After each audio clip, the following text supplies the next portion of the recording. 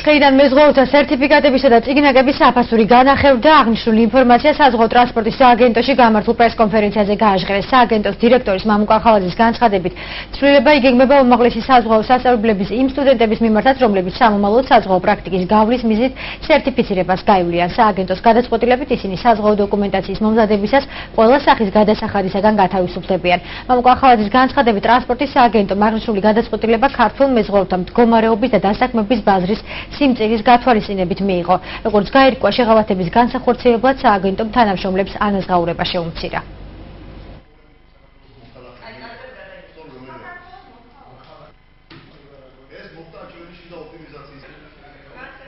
საზღვაო ტრანსპორტის სააგენტოს ინიციატივით და ეკონომიკისა და მდგრადი განვითარების სამინისტროს მხარდაჭერით 2013 წლის 8 ივლისიდან საქართველოში მცხოვრები ყველა მეზღვაური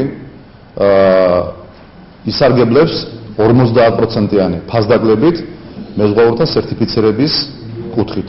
ასევე საქართველოს საზღვაო სასწავლებლის სტუდენტები აბსოლუტურად განთავისუფლებიან გადასახადებისაგან და მათ საზღვაო ტრანსპორტის სააგენტო სერტიფიცირებას გაუკეთებს აბსოლუტურად უფასოდ.